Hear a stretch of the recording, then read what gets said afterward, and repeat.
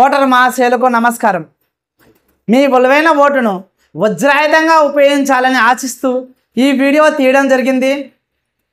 ఈ వీడియోలో కొన్ని క్యారెక్టర్లు ఉండడం జరిగింది. మొట్టమొదటి ఒక వ్యక్తి ఓటును మద్యానికి మరియు డబ్బుకు అమ్మడకపోయి ఏ విధంగా విశిష్టంగా ప్రవర్తిస్తున్నాడో చూడండి. ఆ విధంగా ప్రవర్తించి తన విలువైన ఓటును ఏ విధంగా నాశనం చేసుకుంటున్నాడు. కాబట్టి మిత్రులారా, మీరు కూడా ఇటువంటి వారు మీ సమాజంలో ఉంటారు.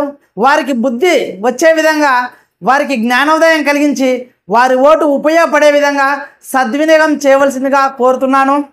ముందు వీడియోలో చూడండి. ఆ మద్యం తాగిన మత్తులో ఏ విధంగా మాట్లాడుతున్నాడో ఒకసారి చూడండి. ఈరోజు ఎలక్షన్ రోజు రమేష్ అన్న రాత్రి ఫుల్గా తాగి ఉదయాన్నే మత్తు తీయకుండా మళ్ళీ ఒకటి వేస్తే ఓటు వేయని పోతాను. రమేష్ అన్న ఓటు వేస్తాను పోతున్నా. సారాయి తాగి ఓటు వేయడం తప్పు నారాయణ, అలా చెయ్యకు. ఎందుకు తప్పన్నా? ఎవరు ఎక్కువ డబ్బులు ఇచ్చే వారికే నా ఓటు, ఎవరు ఎక్కువ సారా వేస్తే వారికే నా ఓటు. ఇంకో చెప్పంటావా, ఇంకో కోటర్ ఇచ్చే దొంగ ఓట్లు కూడా వేస్తాను. నువ్వెవరన్నా చెప్పడానికి నాకు? నువ్వెవరు?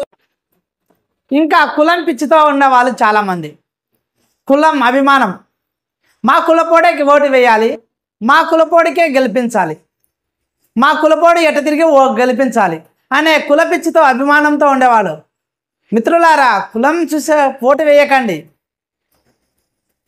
కులం కంటే వాడు ఏ విధంగా మనకు ఏమైనా చేస్తాడా, అతడు మన నెక్స్ట్ జనరేషన్ వారికి ఎండగా ఉంటాడా, మరియు వచ్చిన హామీలు నెరవేరుస్తాడా, దేశానికి పురోగతి అవుతాడా అని ఆలోచించి ఓటు వేయండి. అంతేగాని కులం పిచ్చితో ఓటు వేయకండి. కింది వీడియోలో ఎలా కులం పిచ్చితో ఏ విధంగా ప్రవర్తిస్తున్నాడో ఒకసారి చూడండి. ఆ విధంగా మీరు కాకండి. రమేష్ అన్న, మీ ఇంట్లో ఓట్లన్నీ మా కులపోడికి వేసి మా కులపోడిని గెలిపించాలన్నా. నారాయణ, నేను కులానికి మతానికి ఒక సామాజిక వర్గాన్ని చూసి నా ఓటు నమ్ముకోను నారాయణ. మీరొక్కరు వేయకపోతే ఏమవుతుందన్నా? ఎలాగైనా ఊర్లో వాళ్ళందరినీ ఒప్పించి మిస్సమ్ము తిప్పి మా కులపోడిని గెలిపించుకుంటా. ఇది ఛాలెంజ్ అన్నా.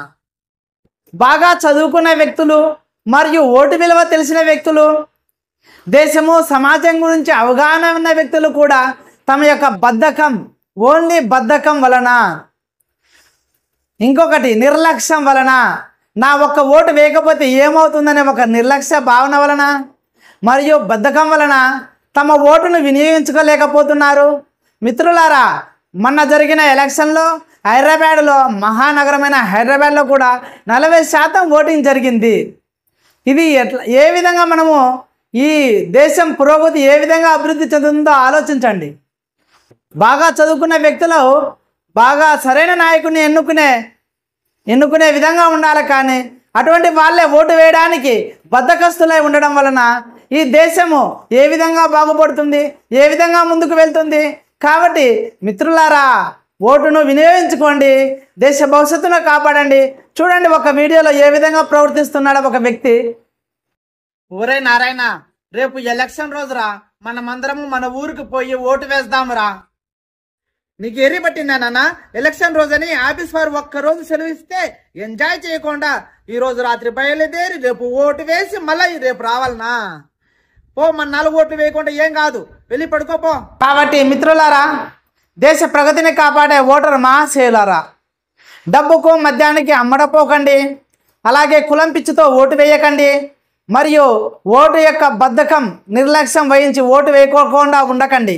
ప్రతి ఒక్కరూ ఓటు హక్కును వినియోగించి మీ విలువైన ఓటును వజ్రాయుధంగా మలుచుకొని దేశ పురోగతిని కాపాడుతారని ఆశిస్తూ ఈ వీడియో తీయడం జరిగింది. ఈ వీడియో నచ్చితే మీకు పక్కవారికి షేర్ చేయండి. Thank you.